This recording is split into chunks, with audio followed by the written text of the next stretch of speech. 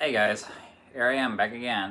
This time reviewing the original Hellboy that came out in 2004, directed by Guillermo del Toro and starring Ron Perlman as Hellboy himself. I grew up loving this movie as a kid, and since then it's always been one of my all-time favorite movies. So I watched it today to see if this movie, is still good to this day. Uh, the movie's not perfect. I'll admit that it does have its flaws, and I don't hate this movie. Like I said, I grew up loving this movie as a kid, and after recently seeing the 2019 remake, I said that I hated it in the last video. But looking back now and seeing some critics and most critics that inspired me to that have inspired me to talk to you guys about movies. I went back and thought about it, and I had to really think about this. And overall, on my Facebook review, I gave the 2019 Hellboy a C minus. It wasn't perfect or anything. There were some moments where it really let me down, and I wish they would have made it a lot more better. Because in this, and but in the original, I love it. But what is it? What about it do I love?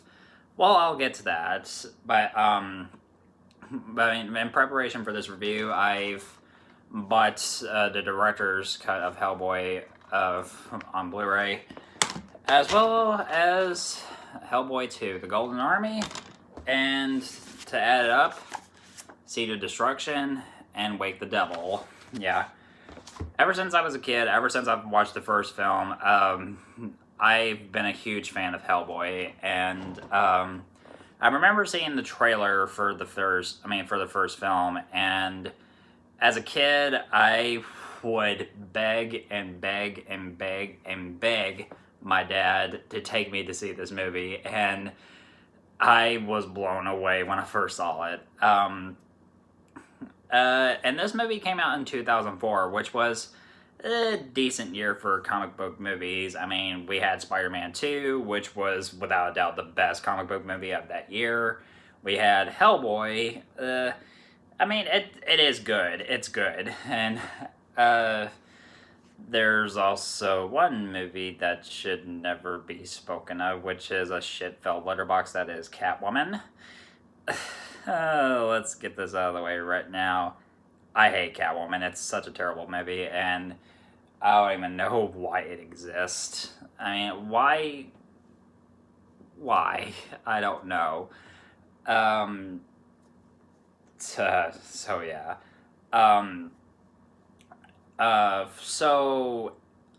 Right before I go any further, this review is going to contain spoilers. You've been warned. So if you haven't checked this movie out, you should. Even if you're a fan of the comic books, or if you're not a fan of the comic books, these are two really great movies. Both this and this, these are both really good.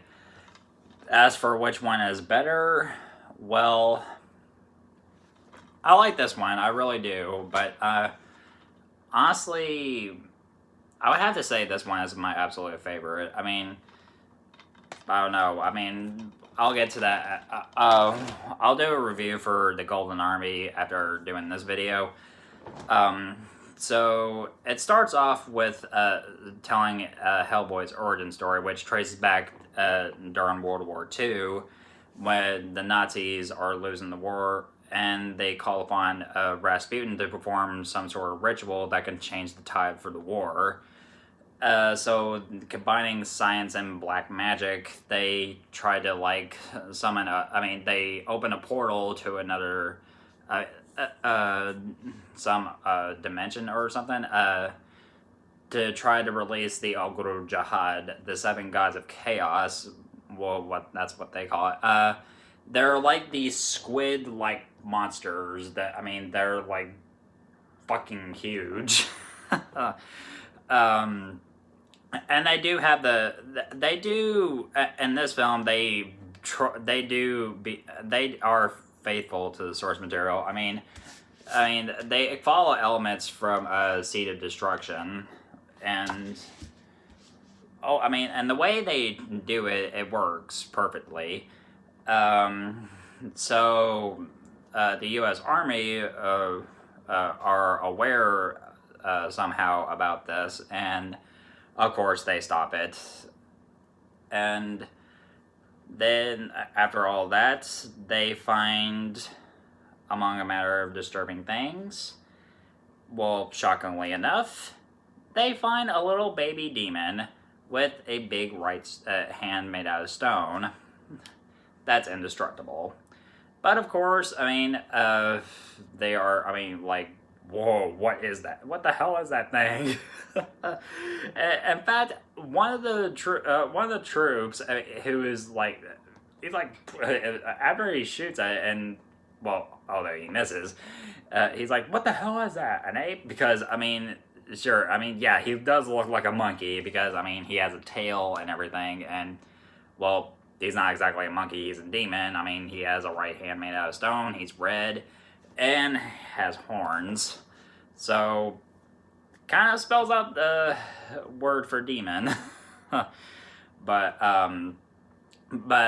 their leading paranormal researcher, Professor Broom, takes the demon in and adopts it as his own son, and gives him his name, Hellboy. And we get our 1 minute title card. And it's a bit decent. As for the villains, well, as for Rasputin, I mean, he's okay. I mean, sure, I mean, his character is similar to that in the comics. And Cronin, such a badass, and he does get some really decent action sequences. And Elsa, sometimes sometimes I question what her role is in this movie. I mean, she's the love interest for the main villain, and she does this other stuff. I mean, they go on this. They go to this place in the mountains, and they use this one guy, and there's all. I mean, there's that one scene that somehow. I mean, it always confused me as a kid. I mean, you kill this guy, and you use this thing that like spills blood, and it goes into this little circle thing, and then it fills up and resurrects your master. I don't get it. It's just a small little thing that has bugged me for years. So, I mean, it's not. I mean, it's not a negative. I mean, it's confusing to me, and it's not that there's anything wrong with that scene. It's just something that I thought that that was a little bit questionable at times. And then we find out Broom, who's this time played by John Hurt, such a great actor, by the way, rest in peace, is dying from cancer. And he keeps this a secret from Hellboy, played by Ron Perlman, and since the baby Hellboy was completely CGI. The CGI in this movie is a little bit dated, but I mean, that doesn't stop me from enjoying the movie. Sure, there are some moments where they do have to use CG, and that's completely understandable, because even in some moments, which I will get to later, I mean, like I said, there are moments in this film where they have to use CGI. As for the character of John Myers, sorry. As for the character of John Myers, who is played by Rupert Evans, his role in this movie, I mean, it does make sense. I mean, and I love the point that that Broom gives in this. I mean, for his role in this movie, and I'll get to that soon. So he's picked. He was handpicked by Broom to become Hellboy's new liaison, as they call it. and we get introduced to certain new characters as such as Abe Sapien, played by Doug Jones. The makeup work for Abe is excellent. And kudos to the makeup department for their work on certain characters. And as for the suits and everything that they had to work with on this film, it took a lot of hard work, and I can definitely respect them for that. And the way that they try to do certain things to make these characters from the comic books come to life on the big screen, it works so well. And they, even though they tried to do some really good makeup work in the reboots, I would say the original films did so much more. I mean the makeup work is so much better in the original films. I just think that um, if they did more makeup work. I mean, don't get me wrong, the remake had some good makeup work. It just doesn't top the original, for my opinion. Uh, and the introduction to Hellboy is, I kind of like it, and of course he doesn't like the new guy and everything, and I always like this one scene where Myers is staring at Hellboy's horns. He's like, "What you looking at, John?" He's like, nothing, nothing at all." And then the alarm goes off. He's like, hey, they're playing our song." I swear, I love Ron Perlman as Hellboy, because at this moment, I can't picture anybody else playing this character. I mean, sure, David Harbour gave a good performance as Hellboy in the reboot, but to me, Ron Perlman is Hellboy. Um, uh, so they, of course, this leads to this next scene at the museum, which leads to one of the best action scenes in the movie. And right before it starts, when Hellboy is arming himself with a Samaritan, which is of course his oversized revolver, uh, Abe uses his psychic-ish powers to detect what happened, and he's like, "Behind this door is a dark entity, evil, ancient, and hungry." And Hellboy's like, "Oh well, let me go in and say hi." And the moment was so badass. Oh, I love this character. Um, and then a fight breaks out between Hellboy and Samael, the Hellhound, which serves as a sort of ish. I mean, it's an antagonist for the film, and it pops up several times throughout the movie because there's a spell put on this creature for each one that it gets killed. 2 arises, and it's making me think of Hydra. Cut off one head, 2 more shall take its place. Case in point. And after Hellboy kills it, we get introduced to another character, Liz Sherman, played by Selma Blair, and she does give a good performance as Liz. And unlike the comics, she becomes a love interest for Hellboy, which I thought was a really wise move, because in the comics, I mean, it doesn't. I mean, they don't really have much of a romantic relationship, and I think Guillermo del Toro made the right choice to have Liz become a love interest for Hellboy. And of course, I mean, he thinks that she's getting in with Myers, and of course he becomes jealous.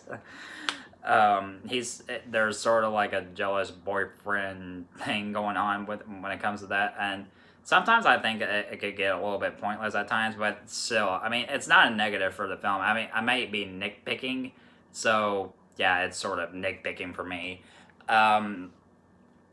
Like I said, it's not perfect or anything. I mean, I don't hate it. I still love it. It's been this movie's been a huge part of my childhood.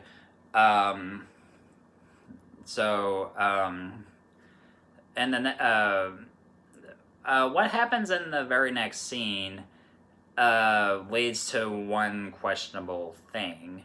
So Liz has these episodes where she loses control of her powers. She's pyrokinetic, and when she bursts into flames, she's not affected by it. So she burns everything around her, but her clothes don't burn. Unless all of her clothes are fireproof. That's something that's a little bit questionable because, if all of her clothes, if her clothes were fireproof, I mean, to me that would make sense. But that stuff could be, pretty fucking expensive. The thing is that if they weren't, the clothes would just incinerate, and she would be naked. That would make sense. But the clothes not burning off of her doesn't make any sense. So I may be nitpicking it a little bit, but it's just one thing that kind of bugs me about that. It's kind of like, it's almost like she has like a side ability where where her clothes are fireproof. I'm just saying that's what I think. It's just, like I said, I might be nitpicking a little bit, but I just think that's, that's what I think. So anyway, I may be losing track of what I'm saying while doing this review.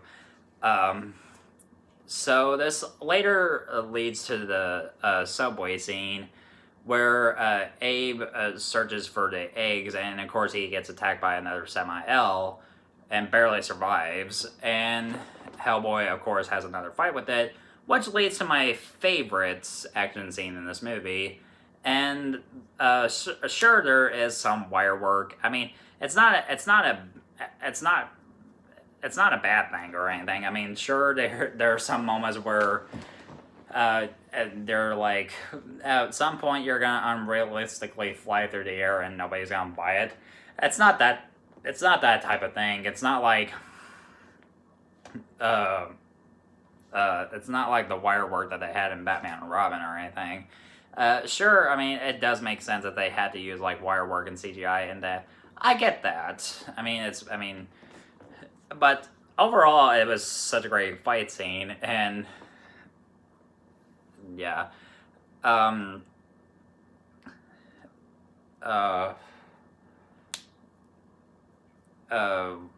later into the film, it leads to well, of course, let's come back to the BBRD, the Bureau for Paranormal Research and Defense. Then explain that a bit. So Broom later gets killed after Rasputin reveals Hellboy's destiny, which is to open the portal, releasing the Ogre of Jihad, which would bring about the apocalypse. Of course, this doesn't change Broom's feelings for Hellboy, as he still thinks him as his own son. And it leads to more dramatic scenes in the film where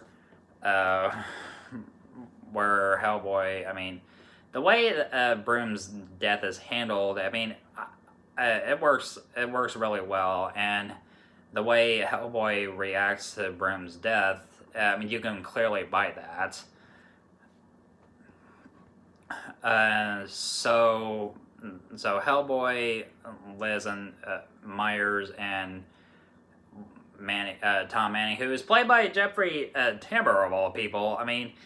I never thought that. I saw him in some other stuff, right? After watching this movie, and he's a good actor, but sometimes, sometimes his character is like so annoying I mean, even Hellboy hates him. um, so they go to Moscow, which is what Rasputin wants. He wants Hellboy to come here so he can complete his destiny, which is bring about the end of the world. Uh, this leads to an action scene with Cronin, which is awesome. He ends up getting impaled and all that. And another scene involving Hellboy fighting a dozen other Samaels and Liz burning them all, and leads to one thing questionable. I mean, sure, I mean, she burned them all and possibly destroyed all of them, and Myers takes cover after that, and all of a sudden this might have taken like an hour for all the dust to clear. So, and he was unconscious. So shouldn't he suffocated and die? I guess that would make sense. He would suffocate and die, but I don't know. And his purpose. Which I didn't explain yet. I mean, why Broom handpicked him. He said, Broom says, in medieval stories, there is often a young knight who is inexperienced but pure of heart. So he thinks that Myers, in a way, is pure of heart, even though he thinks he's not. And the next scene where Hellboy is chained and Rasputin tries to get him to open the portal, sucks out Liz's soul to try to get Hellboy to become his true self by saying his true name, Anung Unrama. So this, of course, unlocks Hellboy's restraints, and his horns start growing, and he opens the first lock, which releases the Ogre Jihad. And just when you think that things are gonna get like, oh shit, humanity's fucked, Myers gets the rosary, which belonged to Broom, tosses it to Hellboy, and tries to get him to remember who he is, and that he should choose his own path. And this leads to one of my favorite moments in the film. So badass. Hellboy rips his horns off, doing so badass, and stabs Rasputin with one of his horns, summoning this behemoth that was inside him. And it makes me think of a reference to Alien with the chest burster, because that's what makes me think of when the beast comes out of him. Then it grows like really huge, and Hellboy kills it by forcing the monster to eat him, while Hellboy has a belt full of grenades, and boom! So badass. And he somehow saved Liz's soul by whispering in her ear, I said, hey, you on the other side, let her go, because for her I'll cross over and you'll be sorry. And romantic kiss, movie over. So overall, it's a really entertaining movie with good makeup work, such a great cast. Guillermo del Toro's direction was really excellent. I really respect his work. I loved his movies ever since Blade 2, which was actually my first rated R movie when I watched it that I watched as a kid. And I grew to love his movies ever since I watched the first Hellboy, as well as Pan's Labyrinth, Hellboy 2: The Golden Army, and The Shape of Water. I mean, there's a select few of his movies that I haven't watched that, well, there are some that I really do want to watch, but as for nitpicks, like I said, the CGI is a little bit dated, and there are some moments in the film that don't really make a whole lot of sense. So I'm gonna give Hellboy a B+. Like I said, it's not perfect. I still love it, and it's such a great movie. Um, and I still love Ron Perlman as Hellboy, and I just after Hellboy 2, I just wish that Guillermo del Toro stuck with directing a third movie with Ron Perlman in it, which I think it would have been a better movie. And I think that if they did, I really wonder what his what the third movie could have been. But sadly, we didn't get that, and instead we got the reboot, which turned out to be a little bit of a disappointment. But it does have a few redeeming qualities. But I still love the original. So if you haven't seen it, I highly recommend that you get this. It's worth buying on Blu-ray. Um, Next up, I'll be reviewing Hellboy 2: The Golden Army. And if you want news on the latest movies, you know where to find me.